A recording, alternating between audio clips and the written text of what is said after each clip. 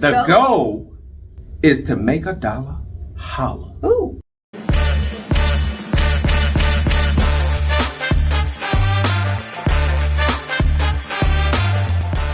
Hello, we are Sydney and Sandra Curry.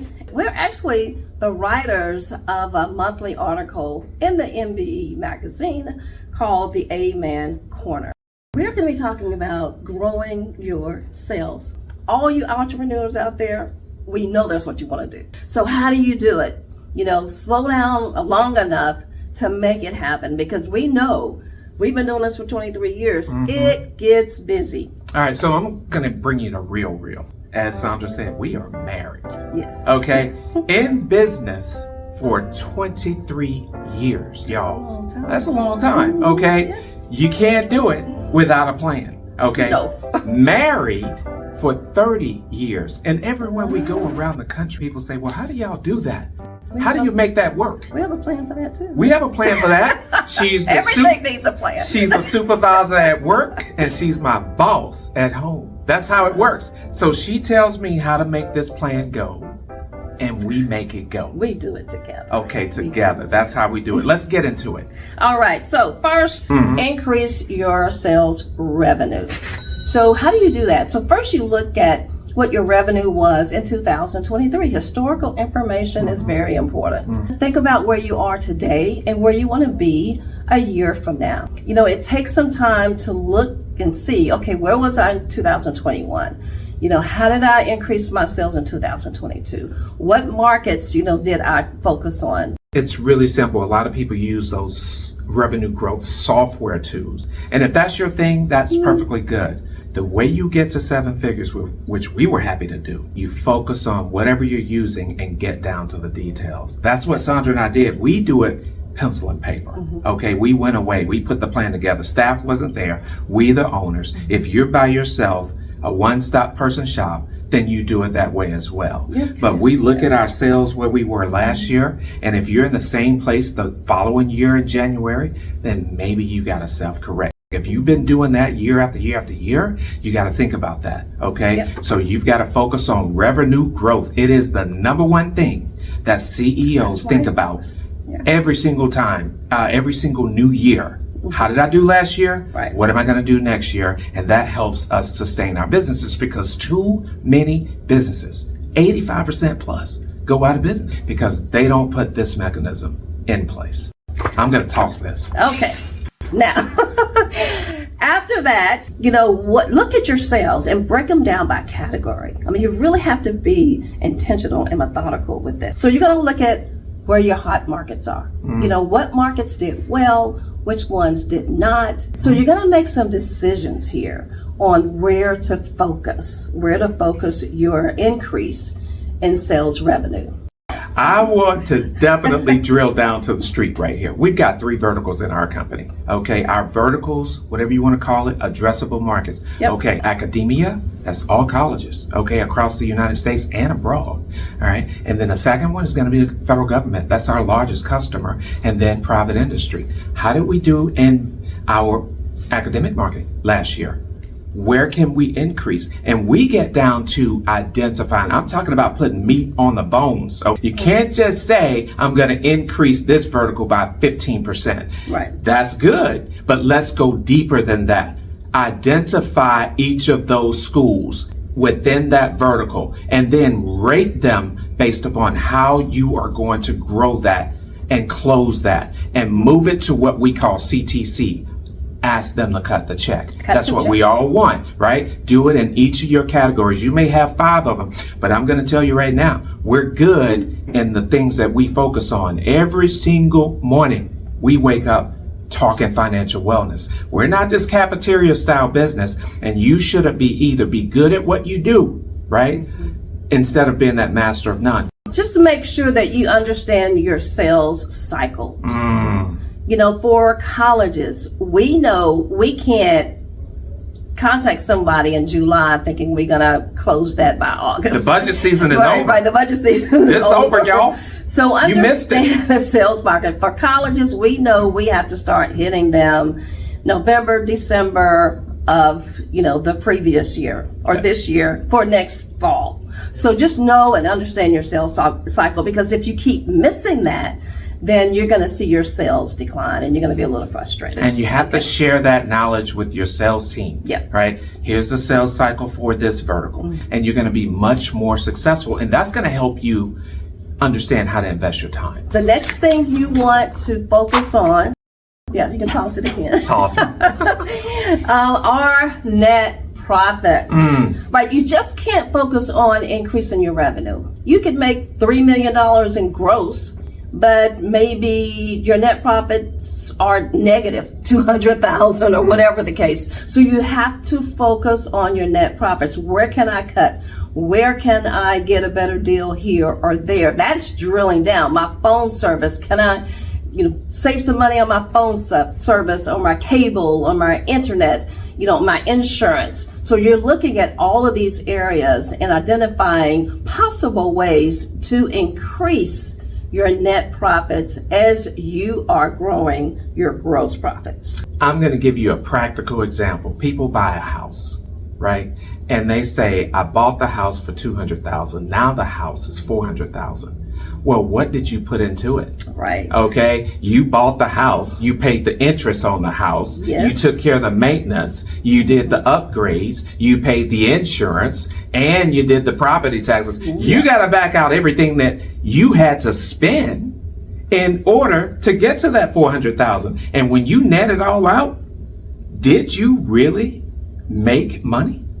You got to do the same thing when it comes to your business. You've got to account for the sales team going out, the travel. You've got to account for the materials. You have to account for all of these things and see how much is it costing you to close this deal, and net it down to the very bottom dollar and see what it took. And then look at your ROI. It's so important because businesses don't do that. Don't focus on the top line. Focus on the bottom line. That's the key to winning. That's how you win with money as a business owner. Not the top line, the bottom line. All right. I'm tossing this. Yes. I stumbled on that one. So once you get all that figured out, right, and you're comfortable with your numbers, then you look and say, okay, so what do I use to increase my sales? What marketing materials? What collaterals do you have? Make sure they're updated. If you're using, a headshot that you did right out of high school or college, Change it. Change it. I mean, I know that you don't look as young today, but it's okay. It's okay. It's all right. I roll with it, y'all. Just change it. And, make sure that all of your information is correct. Hire professionals to do it. Nowadays with AI, there is no excuse in the world for you to have a misspelled word. It's just not. So you want to make sure that all of your materials are up to date. They look fresh. They look inviting. So you're going to send that out maybe before you meet with a client or as a marketing tool. So make sure you put your best foot forward. So I've got this ball. This is my area. Okay. You want this to sell you before you walk into the room. Everybody needs to have what we call a capability statement. A CAPE state. All right. That is a one-page document that defines who you are. It speaks for you. So if you've got a bunch of fluff at the top, you're going to lose them. Every word matters. Every word. The CAPE statement. Every word matters. It needs to be one Put page. the meat. Every business is in business, whether it's a product or a service. You're in business to solve somebody's problem. Yep. Let's put that at the top. What problem are you solving? Okay, how do you differentiate yourself in solving that problem? We are redoing, after 23 years, every single year, we're still redoing our collaterals every single year. You should do it as well. Okay, listen to your customers. Have focus groups within your business. If it's just you in this business, talk to your spouse, talk to your friends. What do you think? How do you think this looks? Is it popping? Does it grab your attention? Okay, because this sells you. And then by the time they read this thing before your meeting and they meet you, they understand you. Okay, tossing. All right. Everybody knows this one, social media. We all have to have social media. We did it for a very long time. Super long. We just got it started, quite frankly, after all this time. Our kids, everybody was like, I don't know Where y'all at? I mean, for real. But we do. But it's very important, even if you don't sell products on social media, and you may not, where are your sales coming from? You still need to have that presence because companies want to see how that looks. And you can put a lot of your information on there. Spend the money to get it right. Okay, don't play around with it. I mean, and I know you have people out here that you will see, oh, they have 1 million followers, 2 million followers. Don't get caught up in all of that. I love giving you practical examples. It's crazy, right? Yesterday I had this very, very important meeting, and it was with the federal government. And they've got, this deal is probably a $500,000 deal. And they said, we see you guys are so busy. Yes. We see you guys are all over the world. And we know that this is asking a lot for you all to be here in person. I said, what makes you say that? They said, well, we see your social media. Yes. I said, well, I'll be darned. It works. I said, I'll be darned. It might be worth all that money we're paying every month. So here's the thing, y'all. Whether you're business to business, business to government, business to academia, or business to consumer, use it. Max it out, because you have a strategic plan for that entire year, and this needs to play a big part. One of the big things we're going to do this year, and it's coming soon and you'll hear about it, and wow, that moves us into the business to consumer space. And is social media going to be a big part of that? I don't know if you were supposed to tell people that. Oh. Toss. Cat's out of the bag, y'all. Next. I'm just excited about it. So, you have to think about your revenue and think about, as Sydney said earlier, should you increase your staff? That's a big question. And I'll tell you, it's a big responsibility when you bring on staff members. I used to think, wow, if we have all these staff members, I don't have to do anything. No. Nope. No. It increases some of the things just in different areas. It does relieve you from a lot of the day-to-day, but then you get busy in other areas. But you have to be very strategic about it. Because of the market now, the job market, it's very crazy. It's not as crazy as it used to be, but it's still crazy. But make sure that you don't get caught up in that, well, I have to hire somebody or this person today or they're going to be gone tomorrow. Take your time, because you want to have really good people. Look, I have to tell you, this was one that I struggled with early on, because it used to be just Sandra and me. It's no longer just Sandra and me. If we're going to scale, we've got to bring staff. You put your strategic plan together, and you have to have staff to support that strategic plan in each of those verticals. You've got to make this decision at the right time. You can't just look at your payroll and say, oh my gosh, it's over $500,000 or it's this. It should turn into more sales. Right. That's what you're doing. That's the key. If you've read the book E-Myth, you want to move from being an employee of your company to that visionary of your company. And it's so critical that you have staff to support every need. I drill this all the way down to our verticals and the different colleges that we're going after, the colleges that we currently have. How do you sustain that business? So we have to sustain the business, and then we have to grow the business. And we look at the different ways that we grow ourselves, and we have that drilled down. But staff is important so that you're not running all over the place, delivering, underperforming. So you make the decision at the right time, and you know when it's time. Right? Because you have no sleep. You're up 24 hours a day doing everything. Yep. And you don't see your sales growing. It is time to maybe invest a little bit. When you're looking at staff too, you have your income producing staff and your non-income producing staff. That's true. So you have to balance that. Also, when you bring staff members in, don't be afraid to cross-train everybody, because that can save you money or save you maybe a position, if everybody can kind of break up one position and do everything. So, with the small business entrepreneur, everybody does everything, right? It's all hands on deck. So don't be afraid to cross-train. And listen, y'all, I wish I had a lot of this 23 years ago, right? We're giving you 23 years of what we call READS: research, experience, analytics, data, and statistics. It all goes together. And so I want y'all to take this in. Don't be overwhelmed with it, and move about the business of your goals and stay in your lane. I'm tossing this one. All right. Next, partnerships and alliances. This is a good way to grow your business as well. It is. You know, with the partnerships, you can get referrals. You can come together and collab on some projects, you know, to save money. There are a lot of different things. So don't just be in a bubble by yourself when you are growing your business. But you have to branch out, pull on others who are in your same industry where you guys can maybe come together and make some things happen. So again, in order to do that, you've got to get out. Yeah, I'll take this one. When we think partnerships and strategic alliances and things of that nature, we tend to focus on just that. But guess who else is your partner? Your existing customer.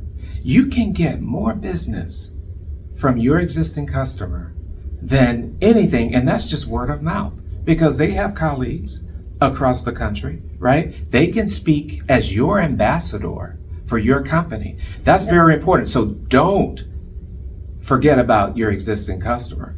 But then those other alliances, we have some really critical ones, like Bloomberg Philanthropies. They noticed the work we were doing in the academic space, and we have aligned with them with the partnership.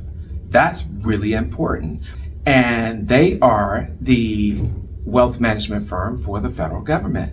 And they noticed how we are increasing the participation levels with that TSP, and that's their version of the 401k. And so we met with them. We met with the president. They know us because of the outcomes that we have. So you can build upon your existing customers and some of their partners, and now we're big partners with them in delivering this. So don't close it out. Don't look at it in the traditional sense. Look at partners as your existing customers and some of the partners that are with your existing customers, and that will help you grow your business. Absolutely. All right. Tossing that one. Toss. Wow.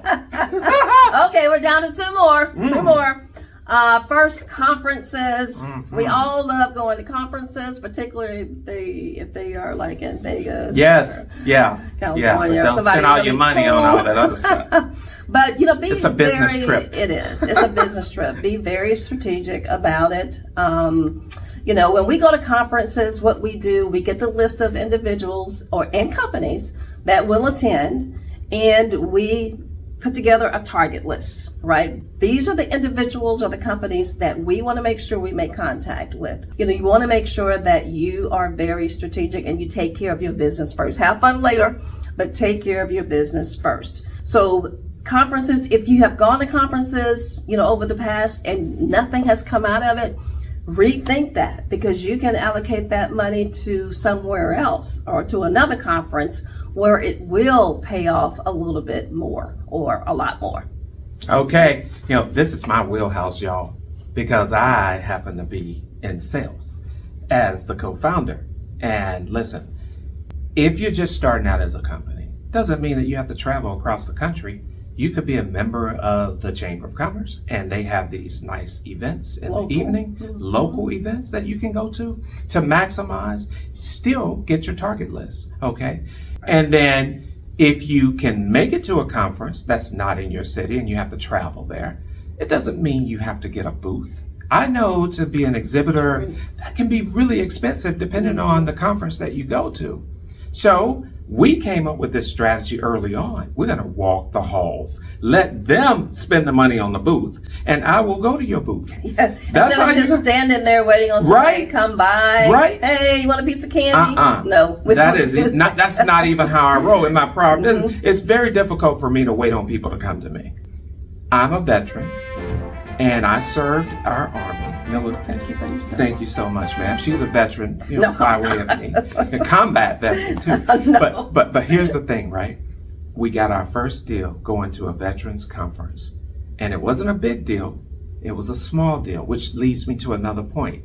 Early on, when we first started, if we go spend the money, if it costs us a few $1,000s or $5,000 or whatever it costs to go to this conference with the hotel and flight and all that, my rule, baseline, make the money back that we spent to go to the conference. Right. Don't measure your success in this conference by getting hundreds of thousands of dollar deals or whatever the case. Just make your money back. And then make your money back in that time that you spent as well, right? Because you're out there on business and you want to bring something home. Then all that sales cycle stuff gets into the vernacular, right? You're going to start thinking about that. But make your money back and grow it from there, right? Get multiple contacts, because we know how it works in sales. You're going to have 5, 10, 15, 20, 25, 30, 35, 40, and keep it going in order to get 3. So you got to be aggressive. This is a business trip, y'all. Okay, tossing it. All right. Okay. Last. It came back boomerang. I think I'm supposed to talk more about it. Okay, I'm gonna toss it. All right. So last, what you want to do when you pull all of this together, when you think through it, you write it down. Now it's time to communicate that to your staff. Communicate it. You just can't hold this information in, or you may want to communicate parts of it, but the key parts, the growth, where the growth is coming from, so everybody is on the same page. Everybody understands what the goal is. Everybody is dialed in, right? So it's so important, and it's going to help not only the culture, but the atmosphere and the community and your company. But share it, and they become a part, and they feel like they are a part of making this happen. I mean, look, your customers are very important to your company, but so are your employees. Yep. If you take them for granted, then they're going to take your customer for granted. You've got to give them just as much respect and value and reward them, and they should be a part of your bonus structure. If you don't have a bonus structure, and look, if you're a staff of 1, then you pay yourself bonus when you do good. But make sure the numbers are good. You gotta make sure the numbers are right. We can't just be doling out money, because in our business and financial education, when we deal with businesses, we've got to be ready for inclement economic weather. It's not always going to be riding high. Okay, so be careful how you pay those bonuses. But at the end of the day, okay, you want to involve your staff, and you want to reward your staff. Absolutely. And you want to uplift your staff. This is a victory for everybody. Yes. When we all do well. Okay? All Y'all, right. that's it right there. We just wrapped this up. That's it. That's a wrap. Let's The go. goal is to make $1 holla. Ooh. Okay? What I say? We're going to make $1. Holla. Y'all heard that? That's where we're going. That's where you want to go. Yes. We're going to do it together at MBE. Yes. We're going to make that $1 holla. And I want y'all to say it with me. Make $1. Holla. Make $1. Holla. Okay, y'all with us? All right. From the Okay. Amen Corner, Sid and Sandra Curry. We'll see you guys, or you'll read about us next month. It will be an article. Y'all get that Sid and Sandra Curry. We're scurrying your finances. Let's go, y'all.